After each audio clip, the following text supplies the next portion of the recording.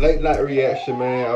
I'm doing a late night reactions. Y'all gonna have another video tomorrow. We gonna drop midday tomorrow. Whenever I wake up, tomorrow. So midday tomorrow. You feel me? I'm gonna do this video cause tomorrow I was gonna switch around my room and shit, all that other shit. And I'm gonna feel like doing a video. I know after. So let's go ahead and get this missing night video started, man. How's y'all Wednesday going?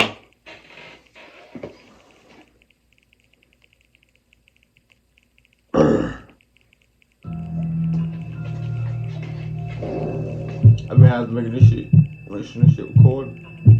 That should be tweeted. I've been dating my girlfriend for 3 years now. I'll nickname her Nikki. It started innocently enough that I commented on one of her Instagram stories and we started chatting from there. Eventually I got her number and then Snapchat, and after a week we met in person. We started hanging out right after the holidays in January, and the thought of Valentine's Day was already coming up. It was nice having started talking to a girl around that time so that I wouldn't feel the dread of being alone on that annoying holiday. But as Valentine's Day approached and Nikki and I were a few dates in, she confided in me about a stalker situation she'd been dealing with. The man's name is Ben, and he's a guy a few years older than Nikki who happened to go to the same commuter college as her, met her in class for a group project, and followed her around campus a few times. She never involved police or anything, shockingly. Hearing that this guy found out where she lived, sent her a bunch of creepy texts which she ignored. She said she never blocked the number because she wanted to see how far he would go without getting the hints. When I gauged why she was choosing now to bring this to my attention, she said because he started reaching out to her again, specifically for Valentine's Day. As you can see here, he started ramping up the texting again as Valentine's Day approached. What the fuck? She continued to just ignore it and let the texts pile up, and he brought it to the next level when he left a box of Russell Stover chocolates on her doorstep. She knew it was from him because he texted her, "I hope you like the gift I left you." This was when she decided to put an end to it, and replied to him a long message which I won't share for her privacy. But in short, she said he needs help, and that she's seeing someone now, so to leave her alone. There are a number of ways to get someone's address this day and age, but she was scared that he got it by following her home one day. I did my best to make sure that she knew I wouldn't let him do anything to her. Well, fast forward maybe a few days, and Nikki sent me a concerning screenshot. It was a screenshot of some text from a fake number, asking if the guy she was seeing was me. Me as in, he wrote my name. Now I felt involved, and that made me feel moderately uncomfortable. Hell no. To this point, all I've heard of this guy was that he was a very creepy and overly persistent texter, and potentially followed the girl I'm seeing home to her house. And now he's texting her on fake numbers, bringing up my name. It was reaching the point where Nikki was close to calling the police if this didn't stop. She should have been dead. I told her I'd go to the police station with her if he reached out one more time. Fast forward to Valentine's Day. It was on a Friday this year. Nikki and I went out to eat at a nice restaurant that sat on the water. We were at an outside table because the weather was nice. As we ate, we both took notice to a guy sitting on a bench outside of the dining area by the parking lot with a hat conspicuously pulled down his face as if he were hiding. Nikki made a joke, "What if that's Ben?" We laughed, but then he slightly tilted his head in our direction as we were looking at him. Then he quickly looked away, and seconds later he got up and walked away. She knew that we weren't laughing anymore. Now we actually questioned the chances of that actually being him. But after a few minutes, the conversation shifted to something else, and we enjoyed the rest of our time there. Afterwards, we wanted to keep hanging out. It was Valentine's Day after all, but her parents were home. I had the place to myself, so we went together back to my rental house. We were on the couch, and things were getting a bit more intimate. That's when Nikki pulled away from me and said, "What was that?" I heard it too. Something from outside in the backyard. "Want me to go check?" I asked. She nodded her head. I went out to the backyard patio, Bitch, you finna expecting come to with hear me. some animals scurrying off in reaction to my presence. I slipped on my slides and walked around the yard, looking around for anything that could have fallen over, and I found what made the noise. What made it know? The entire stack of beach chairs that was leaning on the house had been knocked over. I don't know how that would happen unless someone or something bumped into them.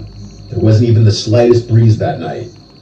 I looked around at the bushes that encompassed our yard, and then, as if my brain immediately could spot something out of place, I locked in my vision on something tall in the bushes. My neck jutted forward as I literally tried to focus in and get a better look at what I was looking at. I stepped forward a few steps. I had an oh shit moment when I realized it was someone standing in the bushes. He had seen me notice it by this point. What the fuck? I said, "Who is that?" The guy started quickly coming out from the bushes, in a quick enough speed that I took it as a threat, as if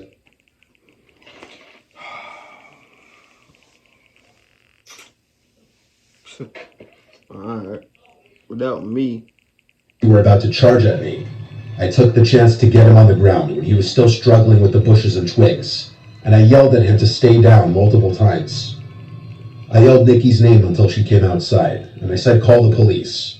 The guy on the ground struggled and tried to get loose a few times, but I more or less had him in a steady hold. When Nikki came outside while talking with the police, I asked her if this was the guy. She gasped and said, "Oh my God, yes." It was the Ben guy who had been harassing her. What's worse is at that moment, I realized he was wearing the same colored shirt that guy with the cap from earlier at the restaurant was wearing. Police got to the house and put him in cuffs. He would be charged with trespassing. And taking advantage of the moment, Nikki showed the officers all the harassing and obsessive messages she'd been receiving from him. Good time. Since he was already being arrested, Nikki pressed charges for stalking and harassment, which the guy ultimately ended up paying a fine for and getting a misdemeanor. Nikki got an order of protection against him, and now if he ever contacts her again, he'll be arrested again. Ben was the ultimate creep. Thank God he's at least halfway smart enough to not have contacted her again, though.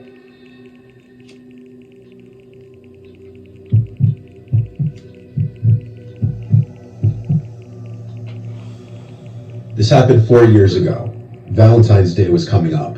My boyfriend and I had planned a cute dinner, like what most couples do. As we were walking into the restaurant, there's this couple outside, weirdly staring at my boyfriend and I. I slightly shove my boyfriend's arm as we get inside, and he gives out his name to be put in the wait line. The host said it would be a 45-minute wait, and she said she would text us when our table was ready. My boyfriend said let's go to the mini golf across the street, so we're walking back to his car. The lady from the couple stood up and held up her hand, introducing herself as Mrs. Gretty. I found it really weird and looked at my boyfriend. The lady still had her hand out. I wasn't trying to be rude, I gave her a shake. The lady went on to explain that her and her husband think we're a great-looking couple, and they're photographers and think we would make great photos, and to follow them to the studio, and she believes the wait time will be long. She goes on to say that she has no card on her, but their place was a 5-minute drive away and they could take us there as well. Red flags are going off, and my boyfriend politely declines and lets her know we have things to do. The look was still one of the most haunting looks ever. I would've cut our ass out real fast before she said, "Hey, nah, we ain't going nowhere with you. That shit dead." No. As she smiled and sat down next to the husband. As we get in the car, I tell my boyfriend how creepy that interaction was, and how the husband didn't even say a word. As we enter the mini golf place, we were pretty surprised to find it empty. We laughed the situation off, but in reality, I'm still creeped out. As this place is not really huge, you can see the front door on all the levels. So as we're on our 5th round, I hear the entrance bell ring. I turn to look, and my heart sinks. It's the same lady with her husband. She seems to look around, and then as we make eye contact, she gives me the creepiest smile. I let my boyfriend know, and he turns to look as they're getting their things.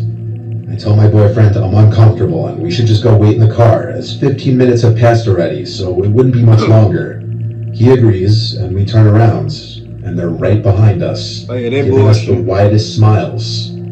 Crazy how we both came to this spot, said Mrs. Gretty. This time the husband says, we should face each other, Gretty versus Rod. My boyfriend's heart sank in that moment, as his last name is Rods. We politely declined, not wanting to know how they knew that information. And we said we have... Nah, that shit, I don't even, man, look, that shit was creeping me out. I ain't gonna lie. ...to go. Both of their smiles faded as we rushed out of there. I told my boyfriend we should just call it a night and go back to his place since it was closer than mine. Plus, my parents wouldn't be home until Sunday morning. He said we would go after dinner and not let some random weird couple ruin the night for us. Thanks. We waited about 15 minutes in his car, talking about how weird the situation was, as he gets a text from the restaurant saying they're ready for us. We eat dinner, and he insists on paying today since it's Valentine's Day, as we usually split the bill. Facts. He goes to the bathroom, and as I'm waiting, I thought I saw that lady peeking out from around a corner. I convinced myself it was just in my head. My boyfriend gets out and is ready to go. Now, to get to his place, you have to take this long road surrounded by trees. As we start the drive, we notice a car following behind. I let my husband know, and we head into a CVS parking lot. I would let her drive. I have to use the restroom, and since it was going to be a drive, we both get out and go. When we come out, we don't see that car that was potentially following us anywhere, so we make our way to his house. You know that road I talked about earlier being surrounded by trees? Well, while we're driving on it, we're like 3 to 5 minutes onto this road. We heard a loud pop, and my boyfriend stopped his car. His 2 front tires had popped. Damn. He put 2 and 2 together and ran to the car and said, "Get out, there's not much more time before they get here." He cut his engine and turned off the lights and locked the door. Boyfriend don't got no gun? I was so scared and confused, not knowing what was going on. I told him we should wait in the car. He quickly got me and we ran into the woods. He told me to shush. I ain't running the wood, We were hiding behind some trees and bushes. While we hid, he called the cops and quickly explained where we were at and what was happening. Women, do not get with no man that do not know how to protect y'all. Every man, I'm not saying, cause every man don't carry a gun. But females, get y'all a dude that will protect y'all in due time. So you never know situations like this. That's why men need to carry guns. This is a plain example why. Operator asked to stay on the line. The cops would be here in a couple minutes. They come, you can't do Said he nothing. couldn't stay on the line and hung up. As we stayed laying down, we heard a car engine coming up. Me? My boyfriend said to lay flat as he did. I'm too. mad at the nigga had one. He. We heard the engines of the car stop, and we heard the familiar voice of Mrs. Gretty, if that was even her real name. She yelled, "Shit, we took too long." We heard a car door close, and then a car quickly speed away. We stayed down until the cops got there, which was about 2 minutes later. We explained the situation and got told we would be contacted if something came up. I called my sister to come pick us up, and he called the tow truck for his car. 4 years later, nothing has come up on it, and we never found out what they wanted or who they were. We're now married with a crazy story to tell our kids. Congratulations, man. I hope he got a gun.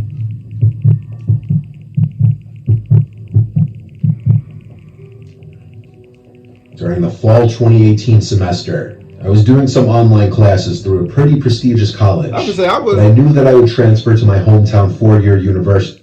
I was say shit. I was in school, and I got out of school. I supposed to graduate 2018. I got out 2017. But that was my year though. For the winter semester. I still wanted to make some new friends though, so that I wouldn't feel alone. And maybe along the way, it would be nice to meet someone to date, which is what happened. I met this girl through Tinder. She was really cool, and we had a lot in common. Long story short, we started dating, and we had a lot of fun together. She wasn't from my hometown, and I had noticed that after she came back from Thanksgiving break, the way she behaved and her attitude had changed. She was always on the more sarcastic side, but now it just seemed mean. For example, the playful, flirtatious teasing had become way more aggressive. There was no physical harm. Sound like a Gemini. Sound like a Gemini. It was just the kind of teasing that shouldn't be happening in a relationship. I just brushed it off as stress due to finals approaching. She eventually went back home for winter break. We always found ways to stay in touch every day, such as text, Snap, and occasional FaceTime, either once or twice a week. Once the winter semester started, I moved into an apartment because the dorms didn't seem that fun, and I had found something nice that was surprisingly cheap. Literally the night of the first day of classes, we decided to break up. Like I said, she was from a different state, and she was having a lot of trouble being away from home because she missed her family, friends, and pets a lot. Yeah. Besides me and her roommate, who she didn't really get along with, she barely knew anybody in town. She was just such a shy person. And that's not a bad thing, but like I said, she didn't have a lot of friends to surround herself with. So she just wanted to be by herself all the time. Hell no. So it was a nice exit out without having to be the one that did the dumping, because that kind of stuff just gives me too much stress and anxiety. A few weeks went by, and each day I felt a little less sad because when I looked back on the relationship, there were a bunch of issues that I had overlooked. It was the week leading up to Valentine's Day, and I was... It be when you break up and then you think about the shit. Yeah, man. Sometimes, man, I've been single for a long time. Wonderful feeling. Kind of sad because I had some fun things planned that I wanted to surprise my girlfriend with. I decided that maybe for that week I would reactivate my Tinder account, really to see if I could get a match and possibly hang out with someone on the holidays so I wouldn't be alone because most of my friends had their own boyfriends and girlfriends. I did about 2 days before the holiday, and I got some matches after a few hours of having the app. I chatted with most of them and asked what their Valentine's Day plans were, and not to my surprise, they were all going out to bars. Personally, that lifestyle isn't really my thing. It just doesn't seem that fun to me. But I always use it as a last resort, and I wasn't that desperate. Yet. I eventually started texting with a girl named Alex, who wasn't into that stuff either. She would rather stay in and watch movies, which is what I would rather be doing too. She even had the same major as one of my best friends, and was taking some of the classes he was taking. But she didn't know if they had classes at the same time, since they had just started, and she was trying to figure out everyone's names. The best way to describe Alex is that she had shoulder-length blonde hair, cute glasses, freckles, and bright blue eyes. After texting for about an hour, I got her Snapchat and we moved the conversation there. Okay. I asked if she would want to hang out on Valentine's Day, and she was down. So it was Valentine's Day 2018, which had fallen on the Thursday of the week. Luckily, I didn't have any Friday classes, and Alex said she would skip her Friday morning class so we wouldn't feel pressure to end the night so early. The first part of the night went pretty smooth. We got some McDonald's, saw a movie, and then walked around the downtown area for a while. McDonald's? To spare you the details, we eventually went back to my apartment and had sex. And to be honest, everything went great. Wait, what? She asked if she could spend the night because it was snowing out, and her while. To spare you the details, we eventually went back to my apartment and had sex. Okay. And to be honest, everything went great. She asked if she could spend the night because it was snowing out, and the place was about a 10-minute walk away. So of course I told her she could stay. We eventually fell asleep around 1 a.m. I'm a pretty light sleeper, especially when there's someone else in the bed with me. Facts, me too. Around 3 a.m., Alex woke me up as she was getting out of the bed, but I didn't make her aware that she woke me up. It was pretty dark in the room, but I could see that she was walking towards the bathroom. She turned the light on and shut the door so that it wouldn't seep into the bedroom. I was very tired, so I just went back to sleep. I awoke again around 5:30 a.m., and to my surprise, Alex wasn't in the bed next to me. I turned to see if she was still in the bathroom, but I couldn't see the outline of the light, so that meant it was turned off. I wasn't in too much of a shock yet. I was just curious as to where she was. So I sat up and grabbed my phone off my bedside table. I didn't have any text from her saying that she had left, but I was able to see that the clothes she'd been wearing earlier were still on the ground next to mine. So she was still here somewhere. I then heard a creak come from the other side of the bedroom. I could see that Alex was just standing in the corner, back facing toward me. Bitch, what? I was really freaked out. I quietly called out her name and asked if she was okay, but there was no response. I turned on the lamp I had on the bedside table. It didn't create too much light, but there was enough. What the fuck? I got out of bed and walked over to her. She was just standing there, not even moving. I was so creeped out, but I wanted to see what was going on. I gently placed my hand on her shoulder and said her name again, and there was no response. There were 10 seconds of silence, and right as I was about to say her name one more time, she turned around at an inhuman speed and started screaming like a maniac and hitting me. It wasn't the hardest of hitting, but I'm kind of a skinny guy, so it hurt a bit. The scariest part is there was no emotion on her face at all. I backed up and fell over onto my bed, and she followed me, still screaming and hitting me. After about 30 seconds of this happening, she ran over to her clothes, grabbed them, and ran out of my apartment. I got off the bed and ran to my front door, which was left wide open, and she was gone. I shut it and locked it. I then noticed there was a horrible smell coming from the bathroom. The door was shut, and when I opened it, the horrible stench came out. I turned on the light and found the room in a mess. The shower curtain was ripped off, my medicine bag had been thrown on the ground, and my floor was wet. The worst part was that she defecated and smeared it on the mirror. I called the police immediately, and they sent an officer to my place. They asked if they could see her Tinder and Snapchat profile, but of course, both had been deleted. I only had one picture of her that she sent on Snapchat, and I had screenshotted it because it was a cute-looking picture. but she was using a Snapchat filter in the picture. Sadly, there was not really much police could do except take a report and keep an eye open for her in the area. They advised me to have a friend sleep over later that night in case she would try to break in, which is what I did. I called one of my best friends, Rob. He was the one who had the same major as Alex. He came over later that night and I told him the whole story. One of the classes she said she was taking, that my friend was also taking as well, was a pretty small class that only met twice a week. I showed Rob the picture I had, and when I asked Rob if he knew her, he said he had never seen her in class. Rob and I watched a movie and fell asleep around 12 a.m. I awoke around 3 a.m. to find someone trying to open the front door from the other side. After letting it happen for about a minute, it then stopped.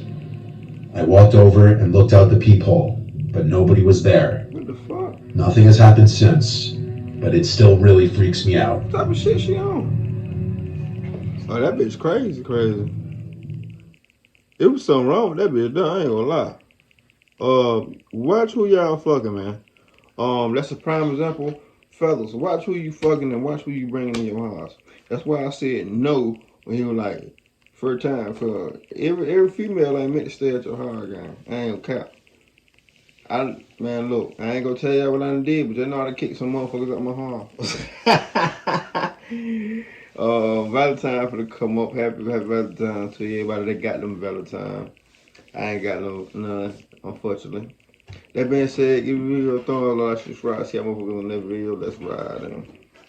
Don't drop you low, the bill gon' let it blow. From your head down to your toe, don't wipe you low. The way little buddy got there, you would think he had a cold. Gon' zip low, cause I can get you touched, no matter what city you in. From the east to the west, we walkin' and gun down. Big low, big P for real. I be in the church late night, thinkin' with some killers that bang for P for real. Say free the boozy, my dog, you doing life, thank God for me, Lucille.